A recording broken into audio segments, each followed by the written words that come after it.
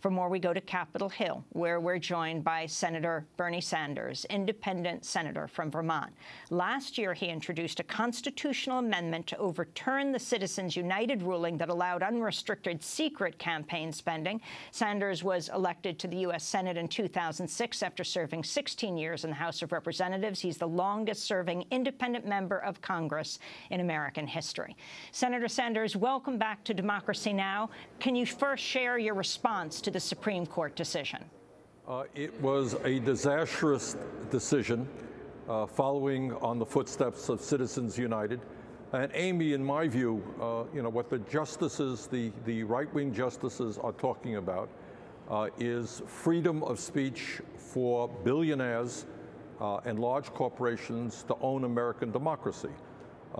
At a time when we already have enormous income and wealth inequality in this country, what the justices are saying is that these very same people can now basically purchase the United States government, can spend unlimited sums of money on elections, and I think that is a disaster for the foundations of American democracy. Could you pass a law that says contributions must be made transparent and sooner than they are now? Yeah, you could pass that law. In fact, there's been a bill around. We didn't get Republican support for it. It's called the Disclose Act, but that doesn't go far enough. I mean, in the real world, this is what's going on. In the real world, you have families like the Koch brothers, and you saw the spectacle in Las Vegas last week of Sheldon Adelson.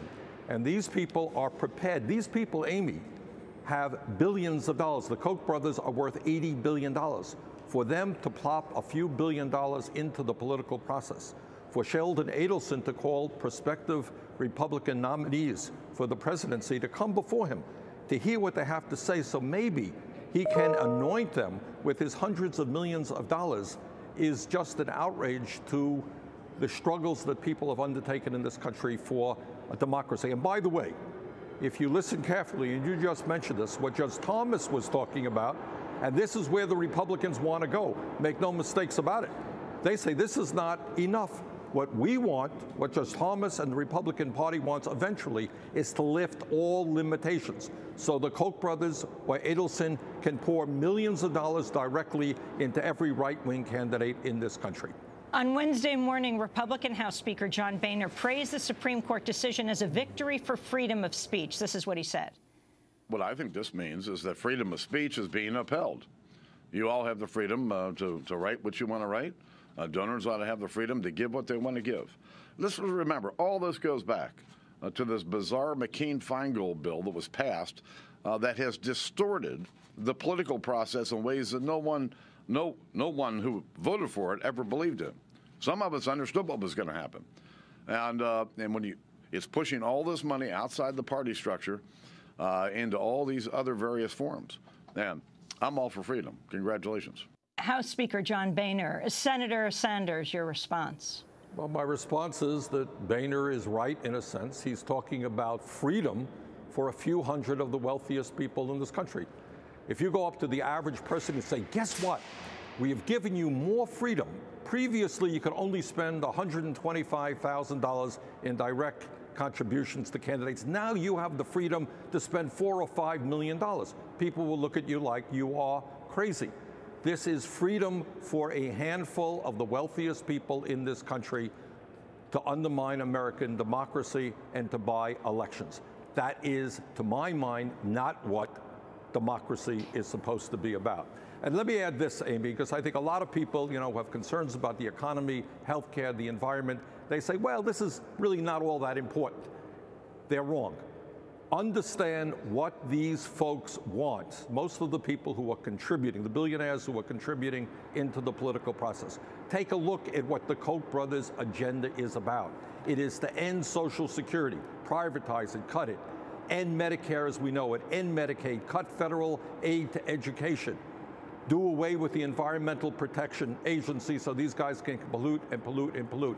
This is a decision that will impact every American's life, giving more power to the very, very wealthy, and in my view, moving this country away from a democratic form of society into an oligarchic form of society. How does this McCutcheon decision compare to Citizens United? It's a bad decision, not as bad, in my view, as Citizens United. What Citizens United, what this decision says is, okay, you can now spend $5 million in direct contributions to candidates. That's really bad. What Citizens United says is, hey, you can go into your corporate treasury, you can spend hundreds and hundreds and hundreds of millions of dollars. Just one last point on that. Both Obama and Mitt Romney spent a little over $1 billion in their campaigns. I suspect that in the next presidential campaign, the Koch brothers themselves will spend $1 billion to elect the candidate of their choice. So, Senator Sanders, what are you planning to do about this? Well, I think we've got to move forward in a couple of directions. I think the first point that we have to move, direction that we have to move in, is to overturn Citizens United. And that requires a constitutional amendment. There are now many, many hundreds of cities and towns throughout the country who have gone on record in supporting overturning Citizens United. I think there are something like 16 or 17 states that have done that. Here's the point, Amy, on this one, and it's an interesting point. I do not believe that this is simply a progressive versus conservative issue. I think you got a lot of ordinary conservatives out there who say, you know what, we didn't fight and die in war to preserve democracy so that a handful of billionaires can control the political process. I think we can put together a strong coalition. I think we've got to focus on that. Groups like Public Citizens are already doing a great job. Second thing we've got to do longer term, but equally important, we need to move to public funding of elections, doing exactly the opposite of what Boehner was talking about. Boehner talks about freedom for billionaires to be able to buy elections. Our job is to say to these billionaires, sorry, you're not going to buy elections. Everybody in this country, whether you have a lot of money or not, should have the opportunity to run for office. What about your plans in 2016, Senator Sanders? Are you considering running for president of the United States? Well, what I have said, Amy, is that I am considering running for president. It's a long way from Election Day and very long time before I have to make that decision. The reason that I said that is not because I wake up in the morning with a burning desire to be president. That really is not the case.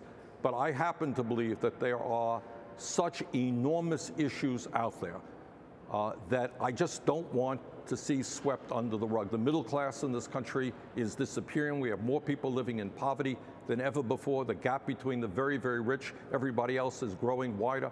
The scientific community tells us that climate change is the great environmental crisis facing our planet, that we need bold and aggressive action to reverse greenhouse gas emissions. Real unemployment today is 12%. It's not 6.8%. We need to create millions of jobs. We need to deal with the issue you and I have been talking about, election reform, constitutional amendment.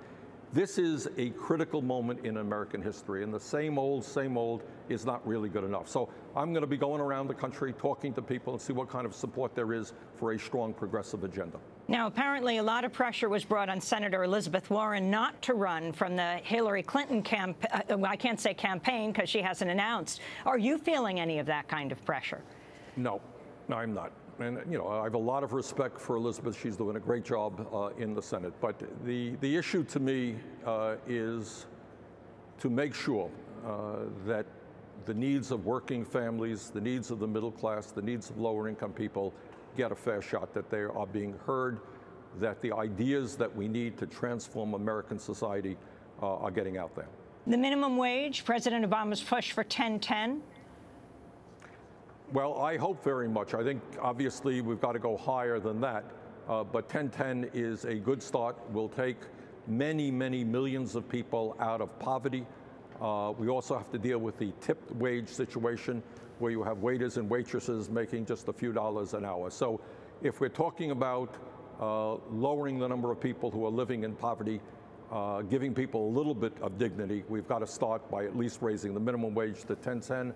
Got to go further than that, but probably equally important, we need a massive jobs program in this country to create millions of jobs. We can do that by rebuilding our crumbling infrastructure, by transforming our energy system away from fossil fuel to energy efficiency and sustainable energy.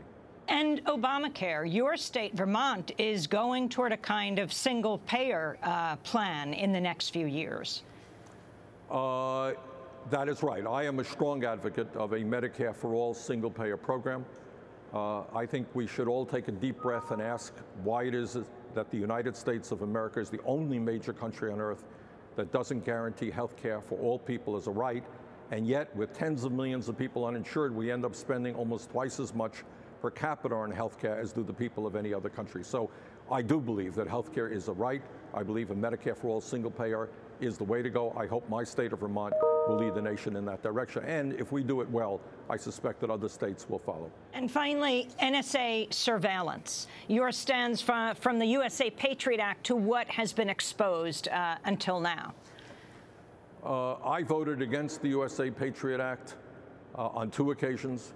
I feared very much what, in fact, is happening. I think you have agencies like the NSA, CIA for that matter, who are pretty much out of control and under the guise of fighting terrorism have taken a giant step in undermining constitutional rights and the privacy rights of the American people. I think there is no excuse for capturing the phone calls and filing the phone calls of virtually every American. No excuse to my mind for getting into the emails and visiting the websites that people are watching. Yes, of course, we have to be vigorous in protecting this country against terrorism. But I think there's no question in my mind that the intelligence agencies have gone far beyond where they should be going. Senator Bernie Sanders, I know you have to leave. Thank you so much for joining us, speaking to us from the Rotunda in Washington, D.C. This is Democracy Now! Senator Sanders is the independent senator from Vermont. Last year, he introduced a constitutional amendment to overturn the Citizens United ruling that allowed unrestricted, secret campaign money. He's the longest-serving independent member of Congress in U.S. history.